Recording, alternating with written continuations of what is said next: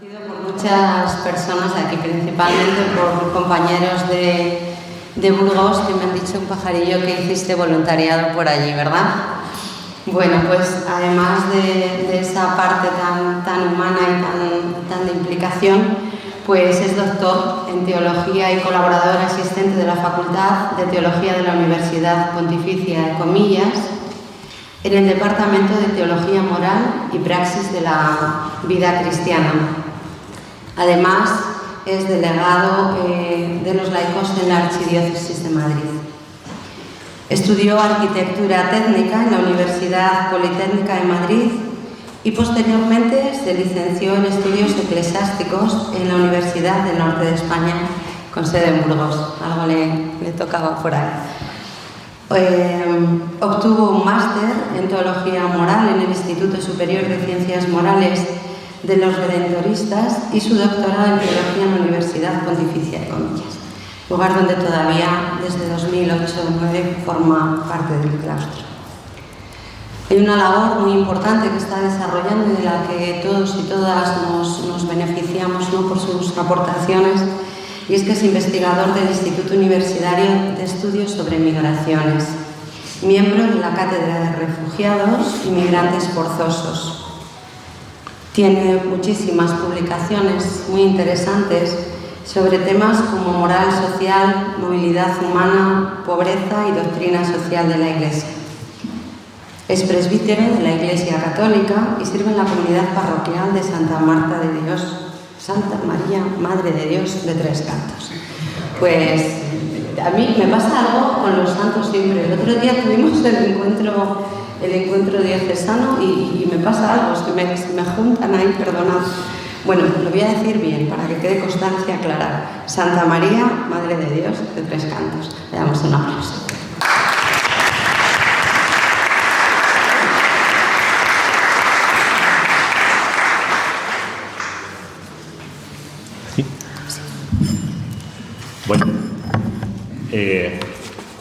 Bueno, gracias por la presentación, pero vamos, por resumirlo de la manera más inteligente posible. A efectos vuestros, un compañero voluntario más.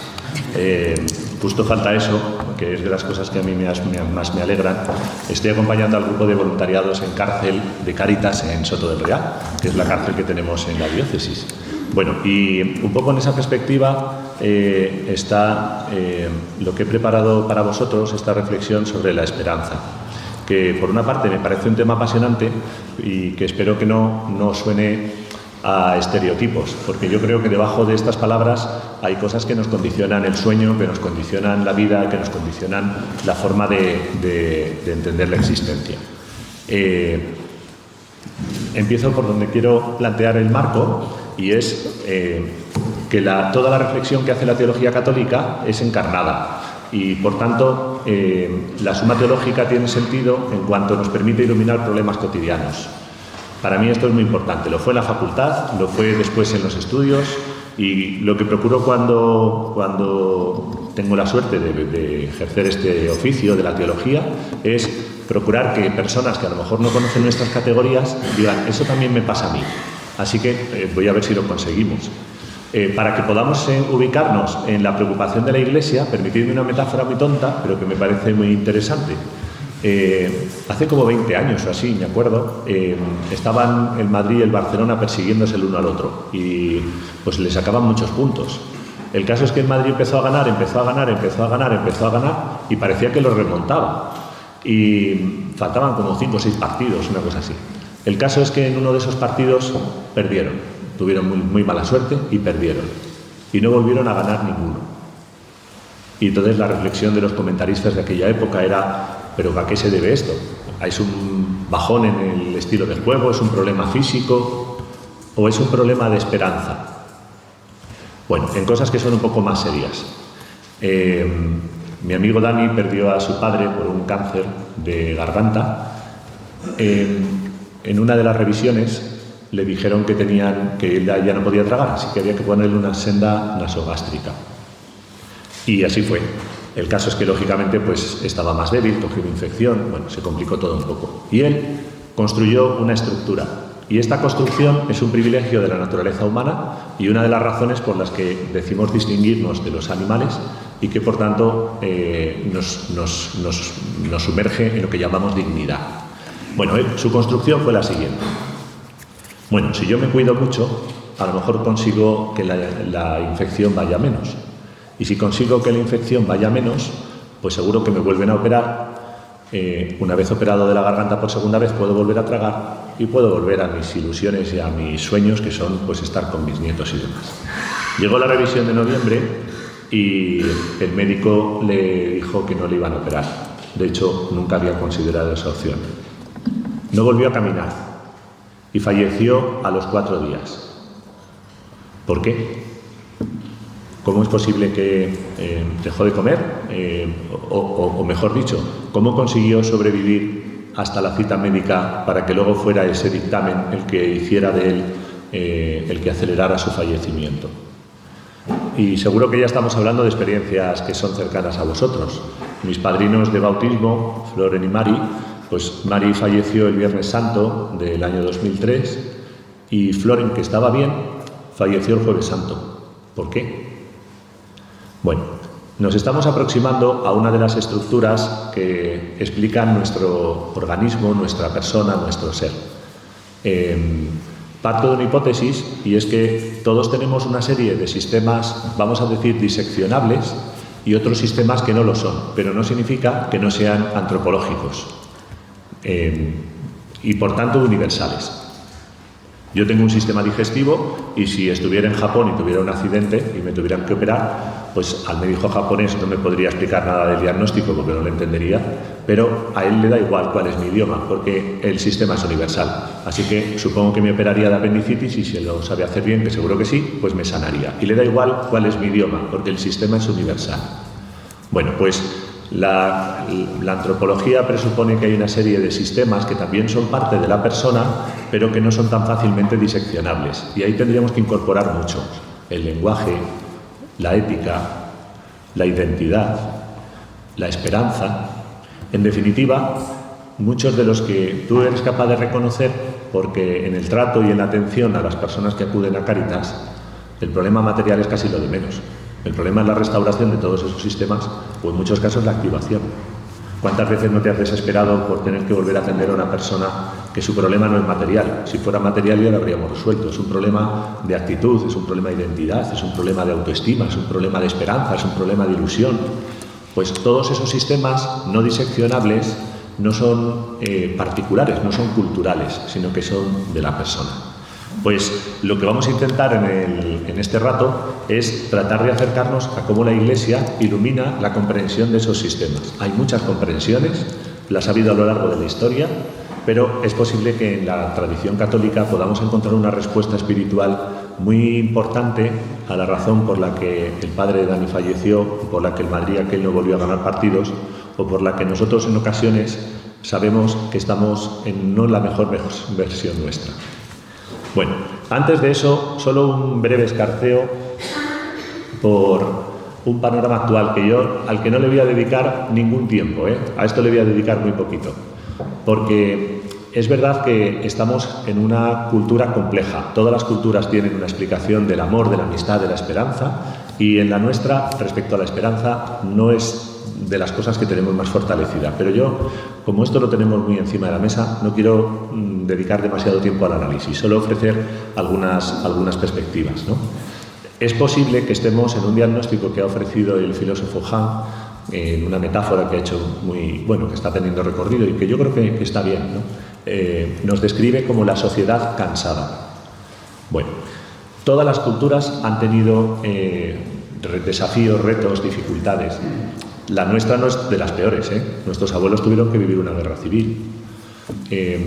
Sin embargo, en nuestra convivencia hay factores y hay expresiones que no tenían nuestros abuelos, que sí que vivían en dificultad. No estamos en Ucrania, aunque sabemos que nos afecta. No estamos en Gaza, aunque sabemos que nos afecta. Todo eso configura un escenario donde el cansancio tiene que ver con esta dimensión de esperanza o de sentido. Antes citabais a Víctor Frank, luego volveremos a él. Me ha impresionado mucho, pensando este verano en Cosas para Vosotros, Una entrevista que encontré a Iñaki Gabilondo en un programa de la cadena SER, El Faro. Hacen entrevistas así un poco más en profundidad. Si tenéis ocasión, merece la pena. Y le preguntaban a Iñaki Gabilondo por la esperanza. Y decía él, es que, dice, yo por primera vez en mi vida no encuentro razones para el optimismo. Me encantaría tenerlas, decía él, y además yo siempre he sido una persona vitalista, dice, pero no las encuentro. Y decía, es más, tengo la preocupación de que las personas más esperanzadas de nuestra sociedad son las que lo están por volver a tiempos anteriores. Y esto es muy reconocible en nuestra Iglesia.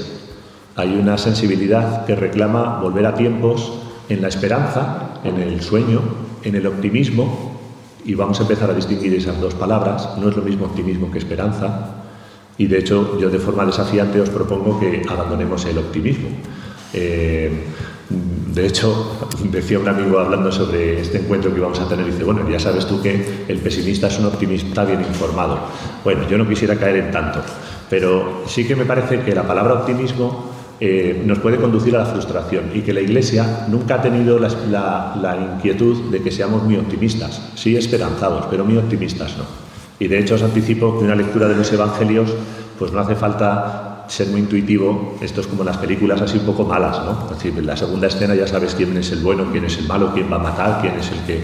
Pues cualquier lectura del Evangelio, para el capítulo 3, 4, cuando empieza la incomprensión del pueblo judío, las perspectivas optimistas son muy pocas. Y esto está en el humus y en el suelo de la construcción cristiana. Y los bautizados son capaces de renunciar al optimismo si es necesario, pero sin abandonar la esperanza. Esa es la gran novedad que plantea el Evangelio y que yo creo que puede ser liberadora para nosotros, ¿no?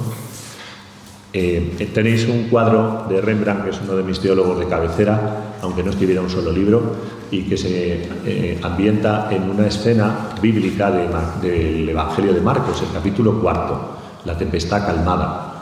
Y en este momento él lo que quiere describir es la tempestad y su violencia.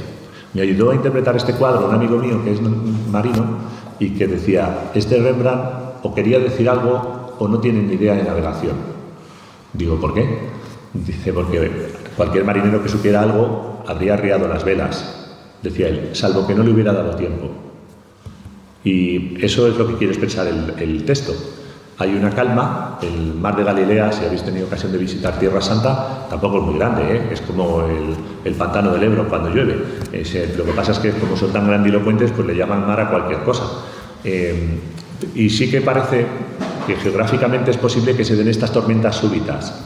Se cruzan el aire frío que procede del Mediterráneo con los vientos que proceden del desierto, y no debe ser infrecuente que se genere una tormenta, una galerna, parecida a la que tú puedas vivir, donde el optimismo de repente queda quebrado por una llamada, por un diagnóstico, por una situación de dolor, y no da tiempo a arriar las velas.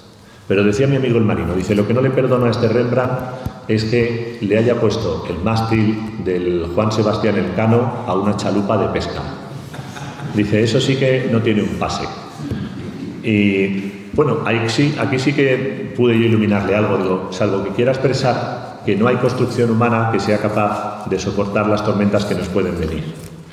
Bueno, no le convenció mucho, pero le convenció en lo espiritual, pero siguió enfadado porque a él le parece que una chalupa con ese barco lo normal es que se vaya a pique. Pues el cuadro lo que quiere expresar es el dramatismo de unos discípulos que están en una situación de crisis como pudiera ser la nuestra, y como veis además sometidos al oleaje. Insisto, no vamos a dedicar mucho tiempo a esto, pero sí que creo que es bueno enunciarlo. Es verdad que estamos en una sociedad y una cultura donde la primera causa de mortandad en adolescencia y juventud es el suicidio. Esto era una cuestión impensable para nuestros abuelos. Nuestros abuelos sobrevivían a los bombardeos, pero no se suicidaban. Todavía en Madagascar no existe, en malgache no existe la palabra suicidio, no la conciben. Habría que buscar un eufemismo para decir a alguien que se ha quitado la vida, sí, mirarían con cara de decir, pero que te mueras de hambre, pero que te quites la vida, tampoco tiene mucho sentido. En Tres Cantos, que tenemos varias industrias farmacéuticas, nos contaban uno de los responsables que ellos estiman que en torno al 25-30% de la población necesita de medicación para dormir. Bendita medicación. pero como signo tampoco es como muy atractivo y muy elocuente. En sociología, una de las razones para explicar la juventud es que dicen que es la primera generación que no son capaces de imaginar un futuro mejor del que tuvieron sus padres. Es decir, que no tienen, con razón o sin ella, pero que ellos no tienen esta expectativa de progresar y de mejorar, que sí que ha sido característica de generaciones durante siglos anteriores. Y es posible, dicen ellos, que esto condicione su forma de entender la realidad, su forma de percibirse a sí mismo, su forma de vivir distintas acciones. Algo más sí que me quiero detener en una cuestión que me preocupa por vosotros, porque a mí me pagan para eso, para cuidar voluntarios y para cuidar feligreses. Y seguro que ya conoces, que es le ponemos nombre inglés. Si tú quieres ponerle una cosa así, darle calidad, le pones nombre inglés. Y si quieres ya elevarte a maestro espiritual, lo pones en coreano, en japonés y demás, y con eso ya has triunfado. De momento esto lo hemos dejado solamente en inglés y le llaman burnout. Es decir, es un síndrome psicológico que tiene que ver sobre todo con el aspecto laboral y que yo creo que están haciendo investigaciones muy interesantes para intentar describir cuáles son sus elementos, cuáles son sus componentes. En este Instituto de Migraciones del que citabais, tuve la suerte de poder acompañar un trabajo de tesina muy interesante, para mí un poco demoledor, pero interesante. Un alumno intentaba estudiar en el ámbito de las ONGs el impacto del burnout, o sea que os toca más o menos a vosotros, y sus conclusiones fueron: el porcentaje de personas que sufren este tipo de síndromes de desánimo, de desesperanza, de cansancio, de pérdida de interés por el trabajo, incluso de bajas laborales, o como poco de pérdida de eficiencia o de recorrido, estaba muy elevado en aquellos que trabajan con personas frente a aquellos que lo hacen con máquinas. El contacto personal, maestros, enfermeros, médicos, trabajadores sociales, personas que están en el ámbito social, es mucho más alto. Después decía, aquellos que trabajan no para el Estado, sino para entidades privadas y especialmente para ONGs, tienen unos porcentajes de burnout más alto. Y en sus conclusiones lo explicaba diciendo, claro, porque no es lo mismo trabajar para una empresa o para un funcionariado que para una ONG que siempre está asociada a unos valores, a unas expectativas, ¿no? Como que elevamos lo que pretendemos y entonces la sensación de frustración son más altas. Y ya para colmo decía que las entidades religiosas tenían índices de burnout más altos que los de las entidades civiles. Y yo lo entiendo en esa misma lógica, en la lógica de que las expectativas del reino de Dios son mucho más globalizantes, son mucho más ambiciosas que el mero rédito mercantil de una empresa, que es muy digno, e incluso que una ONG que tenga un carácter filantrópico, unos valores que son admirables y plausibles, por supuesto que sí, pero que no reclaman un testimonio o una coherencia o una integridad de la misma forma. Pues ya digo, a mí me resultó demoledor, porque creo que lo reconozco en mi alrededor, encuentro cuáles son los motivos que pueden hacer que en el espacio religioso podamos tener o podamos generar esos motivos de insatisfacción y de desesperanza. Y me parece que es uno de los mayores riesgos de los que permanecen en la Iglesia y que tienen que dialogar con esa realidad, vacunarse contra ella, cuidarse contra ella y, desde luego, en lo posible, poner condiciones para que el trabajo en el reino de Dios sea constructivo y bello y no sea desgastante, ¿no? También está la otra experiencia. En la parroquia tenemos muchos voluntarios y el último que se nos ha incorporado, Emilio, llevaba 1 año y medio deseando jubilarse para trabajar en la parroquia. Está trabajando más horas en la parroquia que en su empresa, pero dice, es que lo que a mí me dais aquí no me lo han dado nunca en la empresa. Y ese es el potencial que también tiene el reino de Dios y su expresión en estas asociaciones, en parroquias, en voluntariados, ¿no? Tenemos una capacidad de ilusionar, motivar, devolver el optimismo, pero sobre todo de fundar la esperanza que no tienen otras entidades. Bueno, y en cierto modo la religión es como la energía nuclear. Cuando está orientada hacia el bien, pues es capaz de generar luz para toda una ciudad, y cuando su uso no es el adecuado, pues se convierte en una bomba capaz de arrasar todo lo que esté a su paso. En ese marco, me parece interesante la propuesta de la Iglesia, del Papa Francisco, de esta convocatoria de la esperanza a la que también hemos hecho referencia. Me quiero centrar solamente en el logo, porque el logo me pareció especialmente luminoso. Hay una serie de peregrinos que van caminando en la misma dirección, vestidos de distintos colores, con objeto de que se exprese la pluralidad cultural y demás, y están abrazados a un ancla. Bueno, este es un icono que en la imaginería cristiana se ha utilizado durante siglos para hablar de los dones del Espíritu y para hablar también de la virtud, también de la esperanza. Y me parece que está muy bien escogido. Si os gusta la navegación, yo no sé nada de navegación, práctica, teórica me encanta, y cuando el obispo me deje un año tranquilo, pues voy a ir a aprender a navegar porque tengo muchas ganas. Sobre todo me apasiona la idea de poder navegar con viento contrario, de avanzar en viento contrario. Eso lo tengo yo que ver en directo porque sé que es posible, pero me parece fascinante. Bueno, cualquier barco que por un ejercicio de prudencia e inteligencia lleva ancla. Y llevar ancla no significa presuponer desgracias o tragedias, de hecho supone prevenirlas. Y el ancla sirve para dos cosas: para ceñirse a puertos buenos, para mantener la posición en un lugar donde sí que hay posible descanso, y también el ancla sirve para fijar la nave cuando llega la tormenta y que ésta no quede en la deriva. Y esa expectativa sí que la plantea el Evangelio. Y esto choca con nuestra cultura, donde el bienestar se nos ha propuesto como un elemento identificativo, lo describe ya Juan Pablo II en la Centesimus Annus, y donde se nos promete el optimismo. El optimismo es la promesa de que nuestros deseos se van a ir satisfaciendo, y la esperanza es la promesa de que ninguna tormenta tiene por qué movernos de nuestra posición. Y son dos expectativas distintas. De forma que, ya digo, yo he renunciado hace tiempo al optimismo. Es más, ahora mismo comparto la opinión de Iñaki Gabilondo. Me encantaría decir lo contrario, y en esto no vamos a abundar. Pero es verdad que veo muchos motivos, o veo muy pocos motivos, incluso eclesiales, para el optimismo. No veo en el corto plazo cuáles van a ser las alegrías y las satisfacciones que nos puedan llegar, pero la espiritualidad cristiana me ha permitido que mi amanecer no dependa de esa circunstancia, sino de un ancla que sí que me da una certeza y una convicción de que no hay tormenta que sea más fuerte que la calma que se puede llegar a vivir.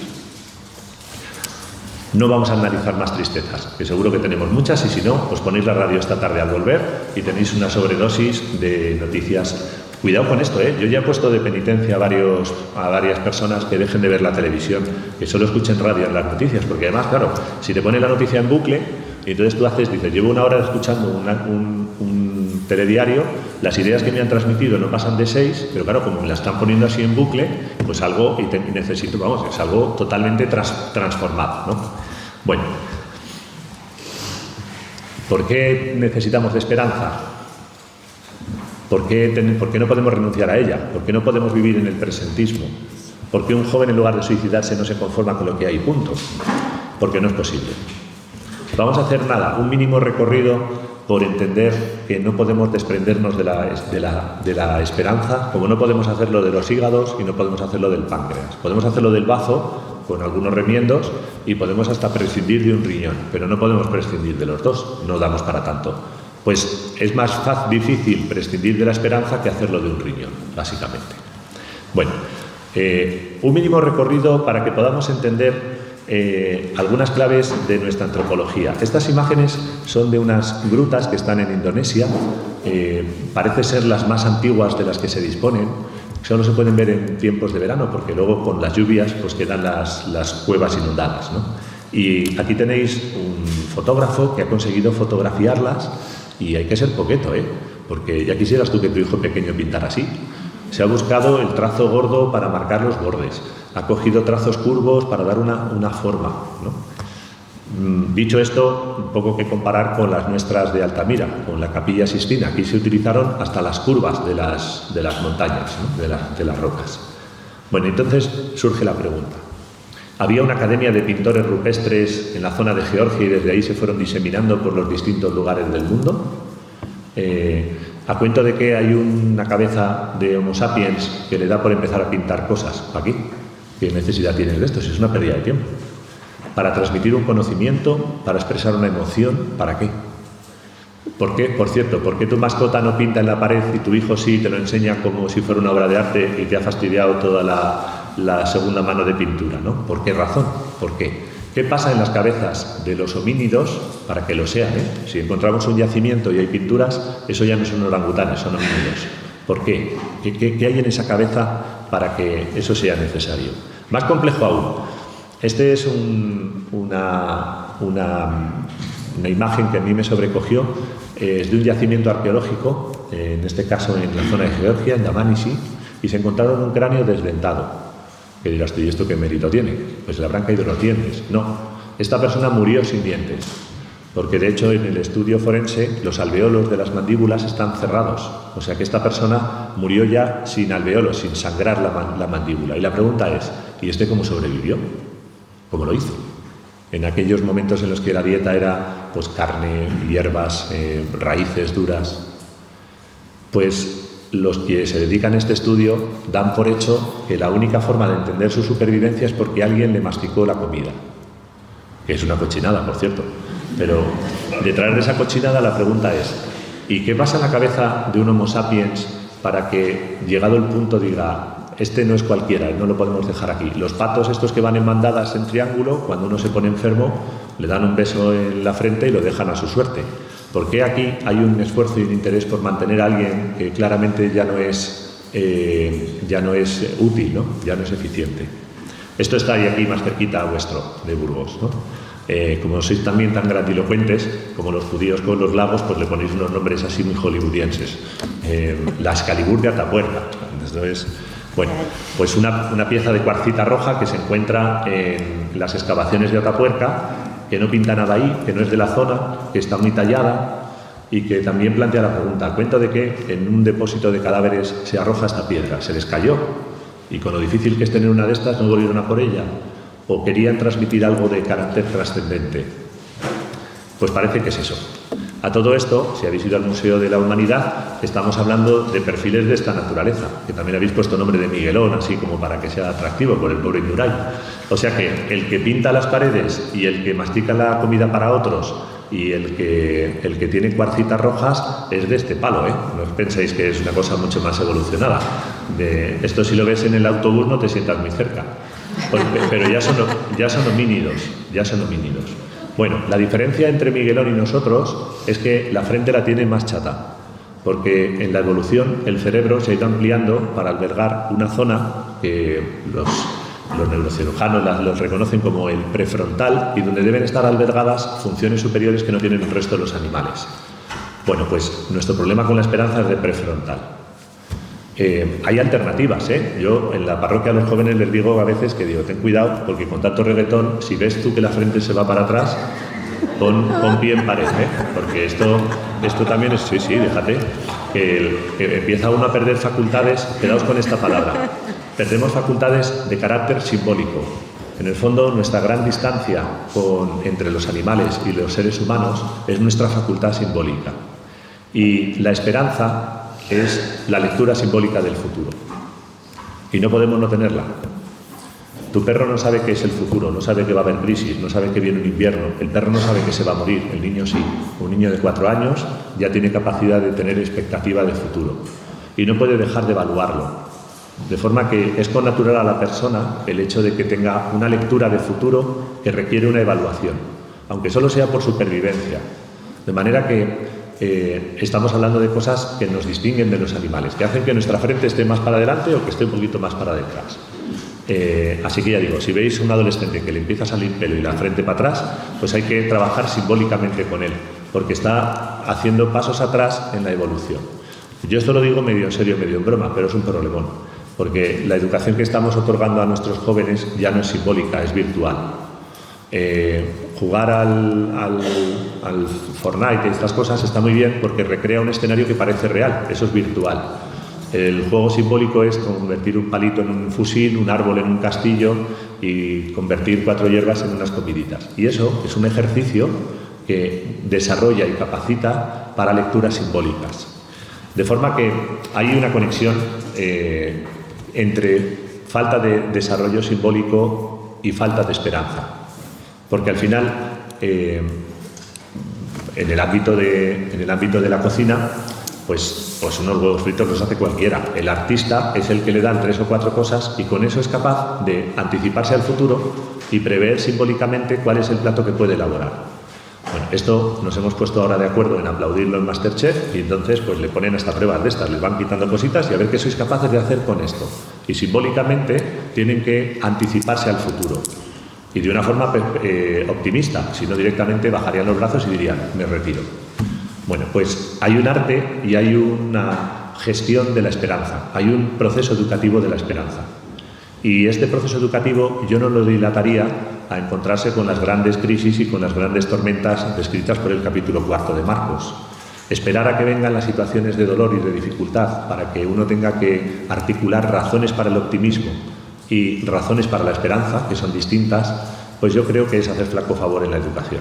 Y lo estamos haciendo en cierto modo, ¿eh? El alejamiento de las dificultades de los jóvenes, el que los tanatorios no estén en las ciudades sino fuera, el que los niños no visiten a sus enfermos para que no se traumaticen, mucho menos a los... Todo eso no les pone a prueba en situaciones de aparente desesperanza y de buscar una reconstrucción simbólica que pueda ser alentadora para ese escenario.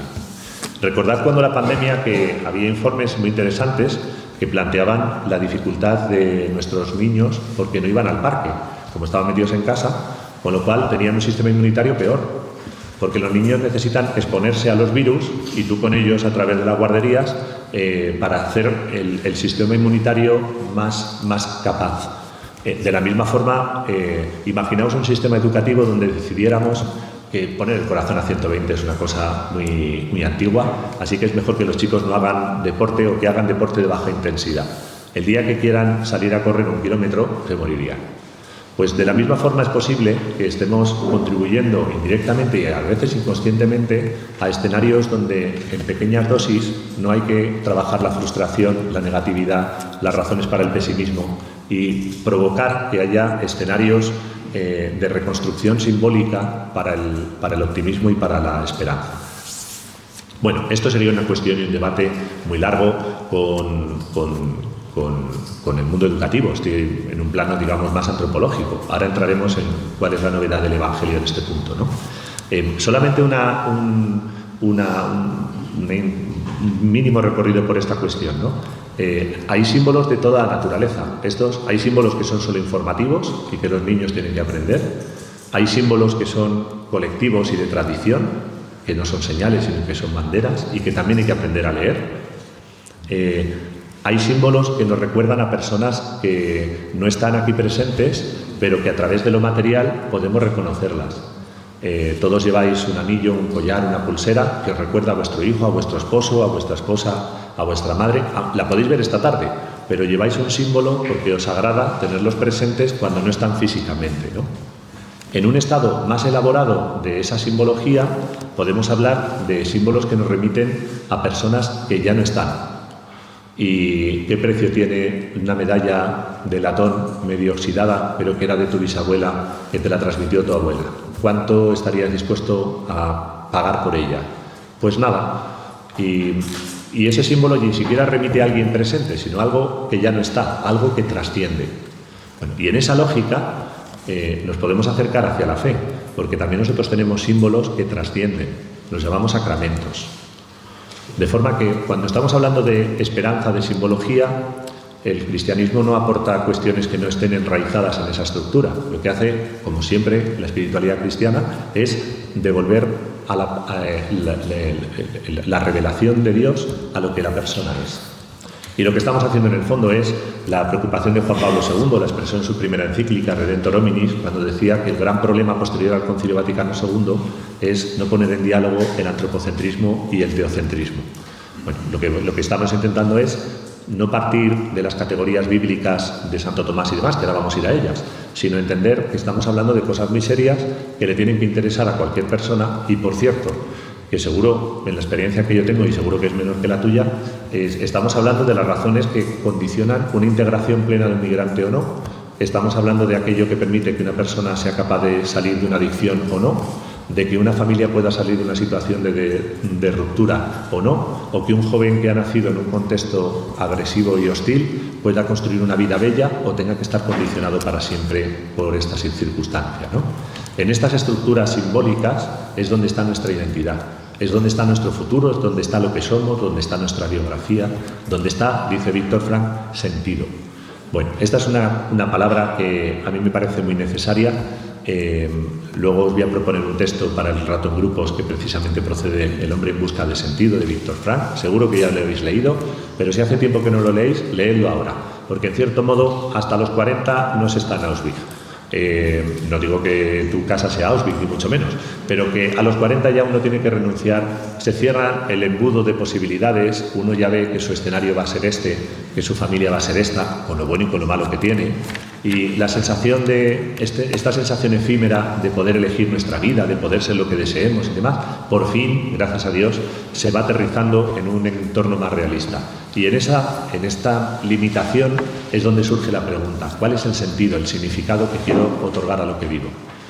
Viktor Frankl es de origen, es austriaco, su primera escuela o su primera formación es en psicoanálisis, donde él explicaría a través de Freud todos los problemas de los internos a base del complejo de Edipo, de Electra o de su historial sexual. El caso es que él, en Auschwitz, lo que descubre es que todas esas teorías no le sirven para explicar el porqué de las reacciones y del comportamiento de los presos. Sobre todo tiene un pasaje especialmente dramático donde él habla de la quiebra de sentido. Y decía, por cierto, que esto sucedía de una manera violenta, como esta tormenta que describía el Evangelio de Marcos. Decía, aparecía de forma súbita, sin previo aviso. Y dice Viktor Frankl: nosotros no lo temíamos tanto porque nos ocurriera, sino porque le ocurriera a un amigo. Porque entonces te tocaba contemplar cómo el amigo ya no se levantaba de la cama, como aquel padre de Dani, o como Floren, mi padrino, o como aquel Madrid que no se volvió a levantar de la derrota. Entonces solo esperaba que los golpes y los culatazos de los soldados alemanes le mataran. Por eso decía que no lo temíamos tanto por nosotros, porque si llegaba esa quiebra era cuestión de esperar solo un par de minutos o 3 a que llegara el fallecimiento. El problema era tener que contemplar esa escena. Y dice él, esta quiebra de sentido se produce cuando desaparece el horizonte hacia el que queríamos caminar y somatizamos esa pérdida de referencia. A mí me parece que esta quiebra de sentido es un elemento cotidiano de nuestra realidad y para mí un horizonte en la intervención social. A mí no me preocupa tanto dónde encontrar trabajo a la persona, que me preocupa, o no me preocupa tanto dónde pagar o cómo pagar el recibo de electricidad. El problema es la construcción de sentido que tenga esa familia. Si la familia tiene esa construcción de sentido, ya buscaremos el dinero para el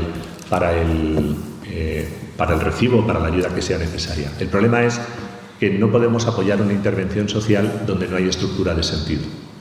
Y el problema es si podemos hacer intervención social si no tenemos nosotros una plataforma desde donde otorgar ese sentido. ¿Hasta qué hora tenemos para organizarme? Que no quiero cansaros. ¿Estáis muy cansados? No, todavía tienes un ratito. Hemos empezado a 1:30, ¿no? Vale, hasta 1:30. Vale, entonces vamos bien. No, hasta 1:30 no, hasta 1:15. Vale, sí, es que se han entretenido mucho nosotros. Vale, ¿sabes? hasta 1:15. A ver, entonces, voy a intentar hacer una distinción. Voy a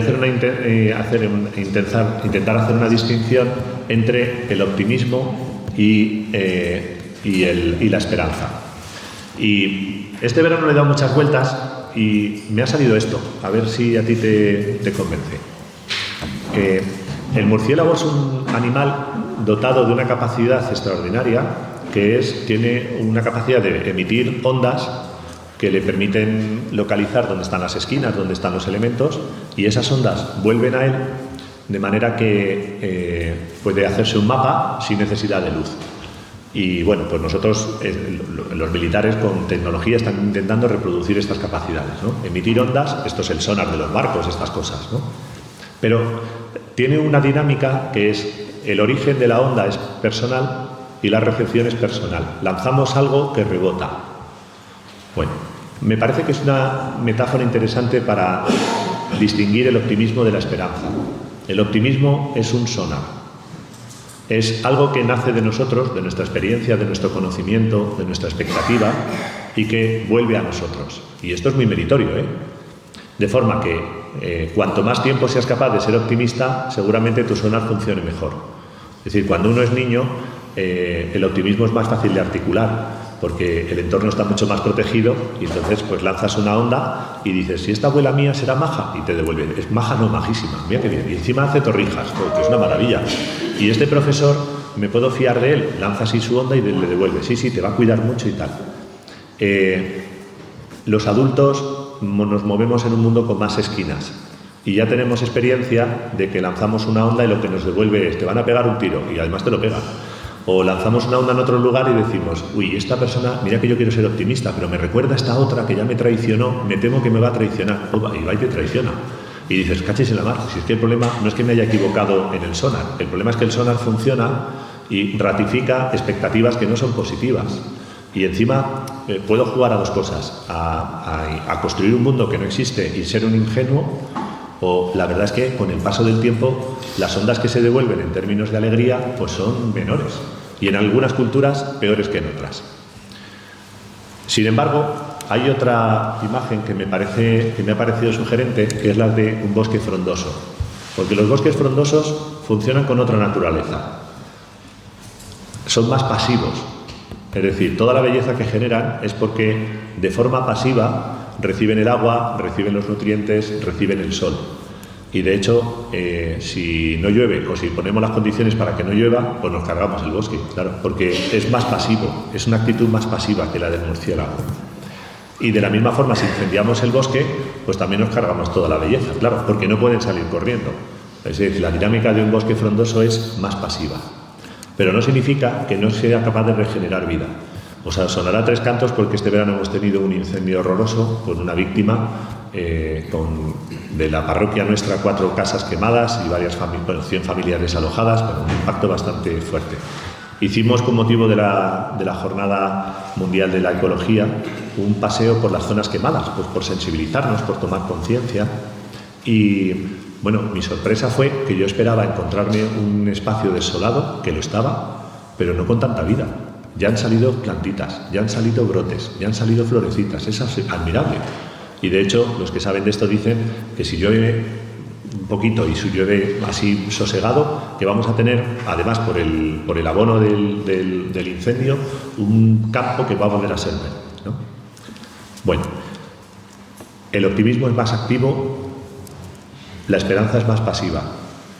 En palabras bastante más cultas que las mías, la distinción de esto la utiliza Santo Tomás de Aquino, lo explica en la Suma Teológica, y se refiere a virtudes cardinales y virtudes teologales. Y en el fondo está queriendo decir esto, creo yo. Lo que está diciendo es, hay virtudes que, por cierto, se las he leído a Aristóteles y me han encantado, y por eso tengo la valentía, de hecho, si no viene San Alberto Magno lo queman, tiene la valentía de haber leído a un pagano cuyas obras no se podían encontrar en Europa, solo a través del mundo árabe, y de leer a un árabe y de descubrir que en Aristóteles hay una descripción de 4 virtudes que dices que esto funciona, 4 virtudes cardinales, y las llama cardinales porque son como nuestro rumbo de brújula, ¿no? Y dice Santo Tomás de Aquino, siguiendo a Aristóteles, estas 4 dependen del gimnasio, estas sí que se te las pueden dar en gimnasio. Si tú las trabajas, si tú las elaboras, si tú insistes en ellas, si haces ejercicios inteligentes, en estas 4 sí que tú te puedes hacer fuerte. Y las describe como justicia, templanza, fortaleza, prudencia. Son muy interesantes, ¿eh? De hecho, es muy curioso cómo está habiendo toda una recuperación de la teoría de la virtud, de la recuperación de la ética ligada a la virtud. Y ya no hace falta irse a Aristóteles ni a Santo Tomás, ¿no? Lo tienes en MacIntyre, un autor contemporáneo del siglo XX, pero lo tienes en todos los programas de desarrollo del PNUD. A cargo del PNUD estaba Amartya Sen, su discípula Marta Nussbaum, que fue premio de Asturias aquí en España, y ella es neoaristotélica, y todo lo que plantea es una teoría del florecimiento. Muy interesante, porque en el fondo ella lo que plantea es que el desarrollo, y esto nos importa a nosotros, que atendemos presos o que atendemos personas en dificultad, dice ella, es la ampliación de las libertades. Y no lo hace solo para que el Estado provea esas libertades, sino que su preocupación es cómo hacer florecer las virtudes en las personas. A mí me parece un modelo muy interesante, porque de otra forma vamos a continuar durante décadas en modelos asistenciales. Los modelos asistenciales es que yo presupongo que ya tienes virtudes y entonces te doy el material necesario para salir de la situación, y los modelos de virtud tienen que ver más con una lectura, un establecimiento de relación, un poco al estilo de lo que plantea la comunidad de San Egidio, que no se trata tanto de asistir a las personas, a los pobres, sino de hacerse amigo de ellos. Y en esa amistad descubrir cuáles son sus capacidades, sus facultades, potenciarlas y trabajar con ellos estas virtudes cardinales. Bueno, esto sería un tema muy interesante, ¿eh? De hecho, te lo propongo luego para el diálogo en grupo, porque los carismas, lo que han hecho después las congregaciones, cuando hablamos de carismas, y esto con propiedad hablamos de carismas diocesanos, esto es muy interesante. O sea, entiendo que la Iglesia de Palencia tiene que tener acentos que no tenga la Iglesia de Madrid, que tenemos otros problemas distintos. Y cuando se habla de parroquias, se habla de una parroquia con cierto carisma, con cierto acento. Estamos hablando de desplegar estas virtudes cardinales, es decir, cómo vamos a interpretar la justicia, cómo vamos a interpretar la prudencia, cómo vamos a interpretar la templanza en lo que nos toca vivir, ¿no? Bueno, este es un tema muy interesante, pero que no nos da tiempo. Pero dice Santo Tomás, junto a estas virtudes cardinales hay otras que llama él teologales. Y para esto no es de Aristóteles ya. De hecho, él se apoya en la relectura que hace sobre todo Pablo de Tarso. Acordaos de esto cada vez que vayáis de bodas, porque como siempre lee en 1 Corintios 13, pues al final de la descripción del amor dice, en resumen, hay 3 grandes virtudes, que son la fe, la esperanza y la caridad. Y de las 3, la mayor, la más importante de ellas, es la caridad. Pero esta distinción es muy importante, que Santo Tomás de Aquino sabe que él no puede construir su esperanza. Y esta es, digamos, la novedad del Evangelio, su desafío, pero también su belleza. Para Santo Tomás de Aquino, si aceptamos esta estructura de virtudes cardinales y teologales, que yo lo hago con mucha alegría, la esperanza no depende de mí, es un don, no puedo comprar esperanza. Sí que puedo trabajarme la justicia, sí que puedo hacer ejercicios para ser más templado, más prudente, que falta me hacen, por cierto, pero lo que no puedo hacer no se compra la esperanza, no se compra la caridad, no se compra la fe, no se puede hacer, no es posible. Por eso os ponía esta metáfora. El murciélago puede lanzar ondas para detectar las razones que hay de positividad o de alegría, y eso construye un optimismo, que es importante también, ¿eh? Yo creo que el optimismo es una virtud. Pero cuando hablamos de esperanza estamos hablando de otra cosa. Estamos hablando de una capacidad pasiva. Estamos hablando de abrir espacio para que eso pueda llegar, de poner las condiciones para que esa esperanza pueda llegar a mí. Pero no es un producto que yo pueda generar. Yo no puedo generar, cuando tomamos un medicamento es porque no generamos esa sustancia. Bueno, pues de la misma forma, la esperanza no es algo que nosotros podamos generar por nosotros mismos, sino que solo podemos esperar a que esa esperanza llegue a nosotros. Bueno, y aquí hay una teoría muy interesante, que tampoco vamos a ocupar ahora el espacio para esto, que pues lo liga a la gracia santificante, es decir, que el Espíritu Santo está muy preocupado por nosotros y nos ofrece muchos dones, y que uno de ellos es aquella necesidad que tenemos de fe, aquella necesidad que tenemos de amor. En la esperanza no estamos tan acostumbrados culturalmente, pero en el amor sí que hemos entendido que es pasivo. Y entonces pues los jóvenes se desesperan porque no les llega el amor, y que eso es muy teológico. O que te empeñas mucho en querer a una persona, pero no te quiere como tú necesitas. Y eso tiene que ver mucho con esta descripción de la teologal, ¿no? Pero es posible que esta clave no la hayamos trasladado a la esperanza. Con esto yo no quiero ni mitigar las razones que tú tengas para el enfado, ni para la preocupación, ni para el... No estoy hablando de eso, te hablo de mi propia construcción, ¿eh? A mí me encantaría poder decir que tenemos unos números de seminaristas extraordinarios y que a la parroquia van a venir los curas a decenas, pero yo creo que sería un necio. Yo hace años que en la parroquia trabajo en la idea de que con suerte habrá un cura, pero no va a haber 3, no los va a haber. Pero no pasa nada, o sea, no soy optimista, pero sí esperanzado. Lo que pasa es que tengo que esperanzarme en una iglesia que es distinta y que estamos llamando sinodal, con unas estructuras diferentes y que además abre unos escenarios distintos a la colaboración con los laicos, con los seglares, y que al final acaba uno diciendo, pues si a lo mejor es que está mejor así, o a lo mejor en lugar de tener tantos sacerdotes aquí los podemos hacer en otras formas, ¿no? Me encantaría transmitirte con evidencias científicas de que se va a frenar el flujo migratorio, o que los jóvenes van a tener mejor acceso a la vivienda, o que el 5% de defensa no va a afectar a los fondos que vas a recibir. Me encantaría decirte eso, pero yo que sé, para eso no venimos aquí, porque me parece que sería engañarte. No veo esas razones para el optimismo, pero no renuncio a vivirlas de manera esperanzada. Y esta es la clave que a mí sí que me parece importante. Yo estoy muy tranquilo, de verdad, duermo muy bien, me siento feliz, estoy encantado de lo que me toca, me gustaría que fuera de otra forma, pero mi alegría no surge de ese sonar que lanza señales para detectar elementos de positividad, sino que surge de una convicción de que lo que me toque vivir no lo voy a hacer solo, de que no puede haber tormenta que sea más fuerte que la resurrección y de que en forma que no soy capaz de ver, esto tiene que acabar bien. Y por cierto, en ese punto hay también aquí una consideración que solo apunto sobre la concepción del tiempo. Tiene un libro muy interesante, Luis González Carvajal, que se titula Los signos de los tiempos, y él en ese quiere detectar razones para la esperanza, pero lo hace con retrovisores. Y dice, y yo creo que tiene razón, estamos en una esperanza de vida mayor que hace un siglo, que hace 2 o que hace 3. Eso es una evidencia.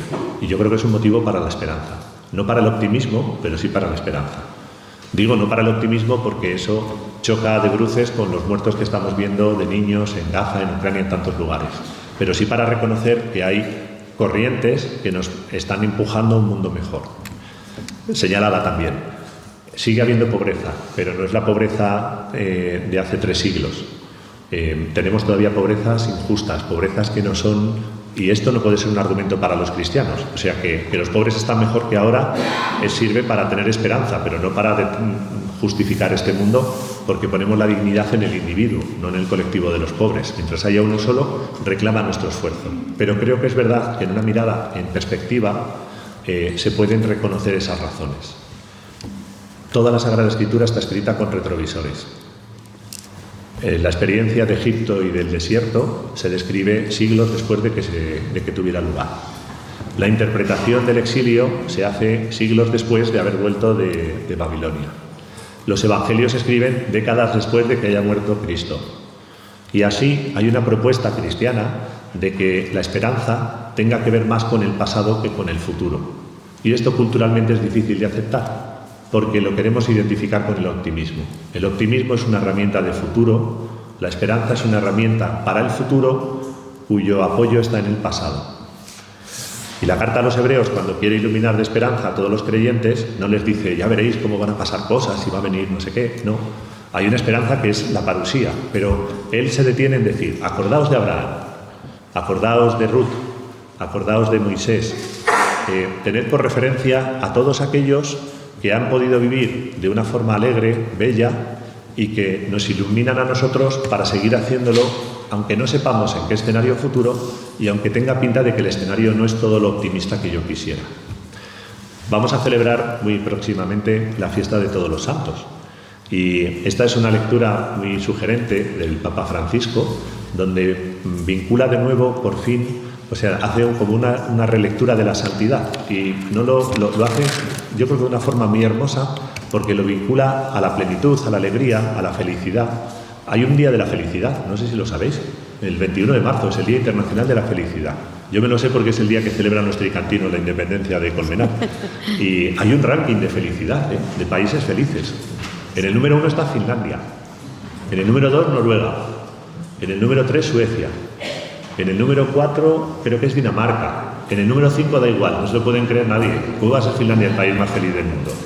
O sea, serán felices porque luego se vienen aquí. Menudo ranking es ese, por favor.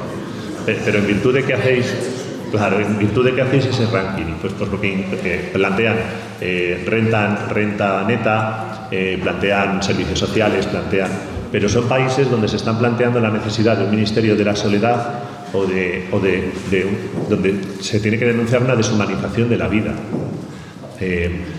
Esa felicidad no responde a la plenitud del Evangelio que está ligada a las bienaventuranzas, y por eso el Papa Francisco nos dice, volved a contemplar a los santos y contemplad a los santos de la puerta al lado. Si donde tenemos que poner la esperanza no es tanto en el nuevo dirigente político, ojalá, pero no es tanto ahí, sino en tu abuela y cómo fue capaz de tener una vida tan bonita después de que le hubieran bombardeado la casa, que hubiera pasado penuria, la posguerra y todo eso. Cómo se las apañó esa santa de la puerta de al lado. Buscad ahí la esperanza, buscad la esperanza en Cristo. Buscar la esperanza en alguien que su vida no fue muy optimista y de hecho acabó bastante mal. Por lo menos históricamente acaba en una cruz, pero acaba en un amor vivido hasta el extremo. Que esa sea vuestra esperanza. Y la esperanza parte de la resurrección, que nos da la convicción de que no es solo un acontecimiento histórico, sino que las parejas que se esfuerzan en reconstruir su matrimonio seguro que tienen que vivir una resurrección. Y que la persona que emprende un duelo, por poco optimista que sea, antes o después va a tener que vivir y que experimentar la resurrección. y que los pobres que están viviendo con intensidad y con rigor un proceso de búsqueda de trabajo, antes o después tienen que experimentar la resurrección. No sabemos de qué forma y tampoco podría yo decirles razones para el optimismo, pero sí para la esperanza fundada en una contemplación del tiempo y de la historia en forma de retrovisores. Estamos terminando. No me quiero marchar de aquí sin hacer una confesión de fe de dónde pongo yo mi esperanza. O de cómo la expreso, porque es esto que os he expresado, ¿no? Pero de cómo yo la visualizo para que, siendo un poco más tangible, pues me ayude a entender y responder a las situaciones, ¿no? Yo creo que la esperanza cristiana tiene que ver con los zahoríes. Son estos personajes que van con los palitos buscando pozos de agua y cosas de este estilo. No entro en cuánto rigor científico tiene o no, sino en el hecho de decir, un zahorí es alguien que no ve el agua pero sabe que existe, que tiene la profunda convicción de que el agua existe. Bueno, yo tengo profunda convicción de que el agua existe. Ya he pasado por 3 parroquias. En la anterior en la que estuve todo lo que construimos ya está arrasado, por cierto. Por tanto tengo pocas razones para el optimismo. Me encantaría vender a mis feligreses que dentro de 20 años van a seguir igual de contentos que ahora, pero no lo hago porque no lo puedo garantizar. Pero lo que sí que sé es que el agua existe y no sé dónde me mandará el obispo en la siguiente parroquia y supongo que me encontraré a lo mejor una parroquia muy viva, pero si fuera una parroquia que está triste, que está acabada. Había un amigo mío que decía, fíjate si yo seré de iglesia, que ya me han echado 2 veces de mi parroquia, decía. Tiene mérito eso, ¿eh? Bueno, pero él sabe que el agua existe. Mi esperanza es la siguiente, yo no sé dónde estaré en la siguiente parroquia, pero estoy convencido que en cuanto haya 3 personas que se reúnan en nombre de Jesús, que hagan oración con sencillez, que se quieran reunir en torno a la palabra, eso saca agua seguro. A lo mejor no será con tantos grupos y tanta gente como lo que ahora me toca atender, pero a lo mejor tampoco es necesario, pero agua hay. Y por eso creo que Jesús de Nazaret centra su atención en describir el reino de Dios. Y el reino de Dios no es necesariamente optimista. El reino de Dios es una experiencia que puede tener, que puede ser visible, pero que no es plena. A los catequistas nosotros les insistimos mucho en que nuestra tarea es crear pedacitos del reino, si es que somos capaces, pero pedacitos. No aspiréis a más porque no lo vamos a ser capaces de hacer, porque además somos muy torpes. Y cada vez que queremos ampliar mucho el espacio del reino de Dios, normalmente lo que hacemos es generar un desastre. Pero no perdáis nunca la convicción de que no hay nada que pueda frenar el agua está. Costará más, la puedes encontrar en un manantial que brote sola porque hay unas circunstancias favorables. Costará hacer un pozo de 20 metros, costará hacer de 50, pero el agua está. Y de hecho, para mí es muy inspirador la teología de Juan de la Cruz, cuando él describe la sed, esta teología de la sed, cuando él se siente en sequedad y cuando él expresa de una forma tan profundamente esperanzada que dice, es de noche, y está diciendo, no veo, llevo mucho tiempo de noche, no veo la luz, no veo ningún elemento para la alegría, no veo nada, es de noche. Y dice, y bien sabe el alma en sequedad dónde está la fuente que emana agua viva, porque tiene sed, pero es de noche.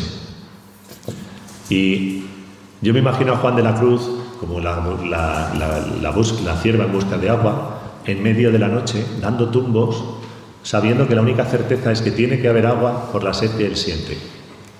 Y que recordemos a San Juan de la Cruz no por ser un fracasado, sino porque después de mucha búsqueda, aunque mucho tiempo fue en oscuridad, fue capaz de alcanzar ese agua y de transmitirnos ese testimonio místico y de amor que parte de la sed, no de la abundancia. No hay santo serio que no haya tenido noche oscura. Y quizá también un elemento a construir, y vuelvo a lo del burnout, es posible que no haya trabajador de Cáritas que deje una huella imborrable sin que pase noche oscura.